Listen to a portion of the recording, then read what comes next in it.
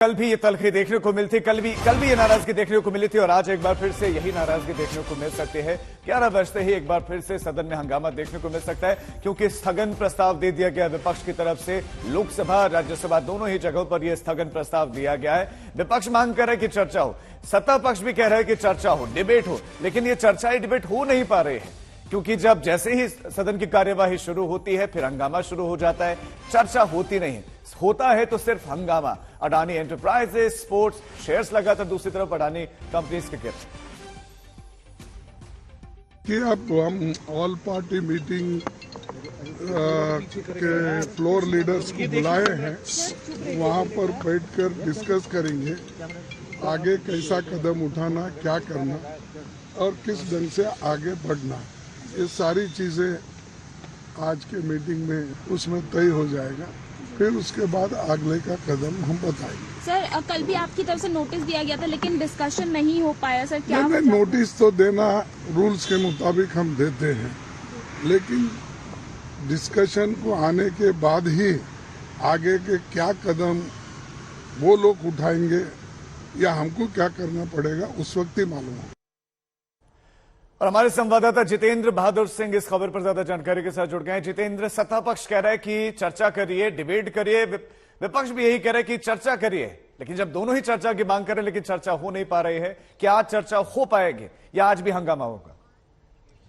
देखिए राजीव, आज भी हंगामे के पूरे आसार दिखाई पड़ रहे हैं, क्योंकि विपक्षी पार्टियों की स्ट्रेटेजी तैयार करने के लिए संसद भवन में इस वक्त विपक्षी पार्टियों के जो फ्लोर लीडर हैं उनकी बैठक मल्लिकार्जुन खड़गे के नेतृत्व में की जा रही है। सबसे बड़ी बात यह है कि ये लोग ये चाहते हैं कि जो हिंडनबर्ग की रिपोर्ट आई है अडानी ग्रुप को लेकर के, उस पर सरकार की तरफ से इस जवाब देना चाहिए और ये लोग चर्चा की मांग कर रहे हैं। और यही वजह है कि अलग अलग पार्टियों के जो नेता हैं वो नोटिसेस दे रहे हैं। आम आदमी पार्टी की तरफ से 267 के तहत नोटिस दिया गया, तो वहीं कांग्रेस पार्टी के कई नेताओं की तरफ से नोटिस दिया गया और ये कहा गया कि इस पूरे मामले पर चर्चा किया जाना चाहिए और सदन के अंदर पूरी बात सरकार को रखनी चाहिए कि आखिर इस ग्रुप में जिस तरीके से धोखाधड़ी और इस तरीके के आरोप लग रहे हैं उस पर सरकार क्या सफाई देती है। वहीं इनका यह कहना है कि LIC और SBI में बहुत सारे आम लोगों का पैसा फंसा हुआ है, उसके लिए सरकार को इस पर जवाब देना चाहिए।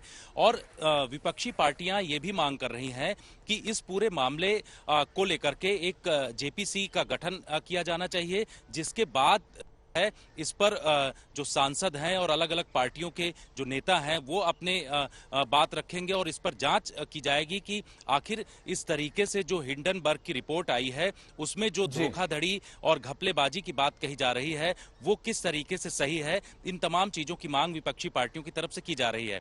ये लग रहा है कि 11 बजे के आसपास फिर से दोनों सदनों के अंदर हंगामा होगा और उसके बाद वही मांग कि इस पर सरकार को कदम बढ़ाना चाहिए और देखना ये होगा कि सरकार इस पर किस तरीके से सोचती है, क्योंकि सरकार के मंत्री की तरफ से कहा गया कि राष्ट्रपति के अभिभाषण पर जवाब देना है और उस पर चर्चा करनी है, इसलिए उस समय अगर ये मुद्दा आता है तो विपक्षी पार्टियां इसको उठा सकती हैं, अपनी बात रख सकती हैं। अब देखना यह है कि विपक्षी पार्टियां इस पर किस तरीके से आगे कदम बढ़ाती हैं। जितेंद्र, आप हमारे साथ बने रहे। तो घपलेबाजी के आरोप लगातार विपक्ष की तरफ से लगाए जा रहे हैं, उस घपलेबाजी पर वो चाहते हैं कि चर्चा हो। विपक्ष, कांग्रेस, आम आदमी पार्टी, शिवसेना लगातार हमलावर हैं और हमले निशाने पर सिर्फ अडानी ही नहीं, सरकार भी है।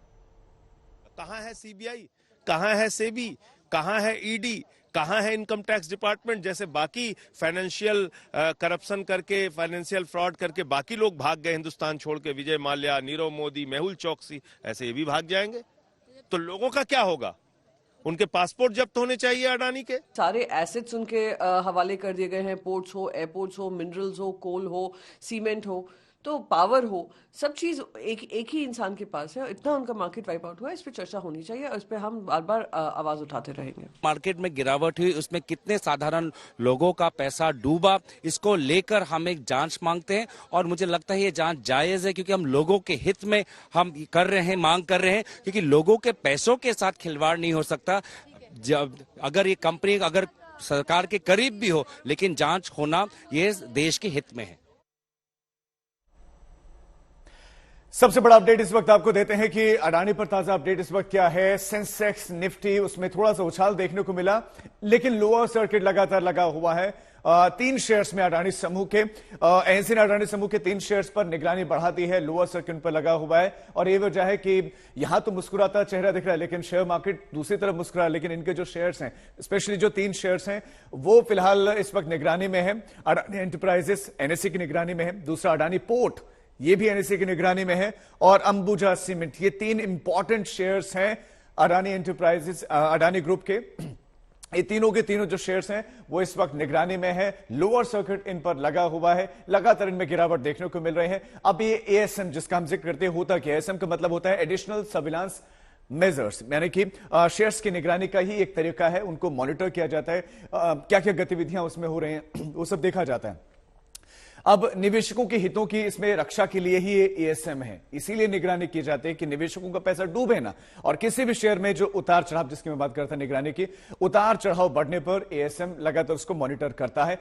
आरबीआई ने भी अब अडानी ग्रुप को जो बैंकों ने कर्ज दिया है उस पर ब्यौरा मांग लिया है, ये इस पर बड़ा अपडेट है। और स्विस बैंक क्रेडिट स्विस ने अडानी ग्रुप से जुड़े हुए वित्तीय गतिविधियों पर फिलहाल रोक लगा दी है, यानी कि सिर्फ देश में नहीं बल्कि विदेशों में बड़ा नुकसान हो रहा है। 24 जनवरी को हिंडनबर्ग रिसर्च की 106 पेज की एक रिपोर्ट आई थी, और उसी रिपोर्ट के बाद ये सब हो रहा है। हिंडनबर्ग की रिपोर्ट में अडानी समूह पर बेहद गंभीर आरोप लगाते हैं, और ये सब हुआ था 24 जनवरी को ये रिपोर्ट आई थी हिंडनबर्ग की इस रिपोर्ट से सड़क से लेकर संसद तक हंगामा हो रहा है। ये 106 पेज की रिपोर्ट थी, और जैसे ही ये रिपोर्ट आई, रिपोर्ट आने के बाद से 25 जनवरी को सबसे पहले क्या हुआ, अडानी कंपनीज के जो शेयर्स हैं उनमें गिरावट देखने को मिली। और 27 जनवरी को अडानी समूह ने उसके बाद एक एपीओ जारी किया जो कि तकरीबन 20,000 करोड़ का था। 28 जनवरी को मॉर्गन स्टैनली कैपिटल इंटरनेशनल ने अडानी समूह से इस पर जवाब मांगा, इनसे जवाब तलब किया, और जो है 29 जनवरी को हिंडनबर्ग रिपोर्ट पर अडानी समूह ने एक विस्तृत जवाब जारी किया। अडानी समूह ने हिंडनबर्ग के तमाम दावों को खारिज किया, जो कि वो लगातार अभी भी तमाम दावों को खारिज कर रहे हैं, और भारत का पर्याय एक तरीके से खुद को बताया। 31 जनवरी को अडानी समूह का एक जो एपीओ था उसको बंद करने का ऐलान हुआ। खुद गौतम अडानी ने वीडियो जारी करके हुए बड़ा ऐलान किया। 1 फरवरी को एपीओ रद्द करने का ऐलान अडानी ने किया, खुद से वो सामने आए, और आरबीआई ने अडानी ग्रुप के जो कर्ज हैं उस पर बैंकों से जवाब मांगा, और एनएसई ने अडानी ग्रुप के 3 शेयर पर जिनकी हम बात कर रहे हैं उन पर सर्विलांस जो है शुरू कर दी है, उनको सर्विलांस में डाल दिया है। एक और बड़ी खबर इस वक्त आपको देते हैं, अडानी ग्रुप को अमेरिका शेयर बाजार से भी बड़ा झटका लगा है। S&P डो जोन्स इंडिसेस के अनुसार अडानी ग्रुप की प्रमुख कंपनी अडानी एंटरप्राइजेस को 7 फरवरी 2023 को बाजार ओपन होने से डाउ जोन्स सस्टेनेबिलिटी इंडेक्स से हटा दिया जाएगा। ये बहुत बड़ी खबर है और एक बहुत बड़ा झटका है। जो इन बाजार की बारीकियों को समझते हैं, ये बहुत बड़ा झटका है। हेरफेर और अकाउंटिंग फ्रॉड के आरोपों के बाद से ये कार्रवाई और मीडिया स्टेक होल्डर एनालिसिस के बाद ये हटाने का फैसला लिया गया है। अडानी एंटरप्राइजेस के साथ हिंडनबर्ग रिसर्च की एक रिपोर्ट के बाद से लगातार अडानी सर सुर्खियों में है। टैक्स हेवन का दुरुपयोग करने का आरोप उन पर लगा है, और डाउ जोन्स इंडेक्स से अब बाहर होगा अडानी एंटरप्राइजेस।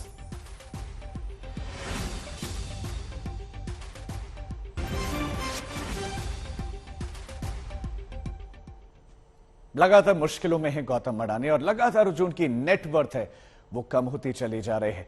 24 जनवरी से अब तक उसमें लगातार गिरावट देखी। 2 लाख करोड़ अडानी की वेल्थ घट गई। 8,76,000 करोड़ उनकी जो अडानी ग्रुप की वेल्थ है वो इस वक्त है। तो 2 लाख करोड़ अडानी एंटरप्राइजेस की या गौतम अडानी की वेल्थ घट गई है। कहां वो विश्व के टॉप 10 में शुमार थे, लेकिन अब वो टॉप 10 से बाहर हो गए हैं और तकरीबन 16वें पायदान पर वो हैं। इसके साथ साथ मुश्किलें इसलिए भी बढ़ रही हैं, सरकार को इसलिए घेरा जा रहा है क्योंकि LIC और SBI का इन्वेस्टमेंट उन शेयर्स में था। बहरहाल इस वक्त अमीरों की लिस्ट में अडानी कहां पर हैं? 16वें पायदान पर। कहां थे? नंबर 3 पर थे, फिर उसके बाद वो 7वें नंबर पर पहुंचे, फिर खिसकते नंबर 12 पर पहुंचे और अब नंबर 16 पर पहुंच गए हैं। और ये सिलसिला तो अभी गिरावट का जारी है। हो सकता है कि इससे भी वो नीचे आ जाए, क्योंकि लगातार जो शेयर मार्केट में गिरावट है, उनके शेयर्स में गिरावट है, वो जारी है। अब अलग अलग जो देशों के जो इंडेक्सेस हैं, जो वहां के सेंसेक्स हैं या डाउ जोन्स है, उन्होंने भी उनकी जो शेयर्स की को लिस्टिंग से हटा दिया है।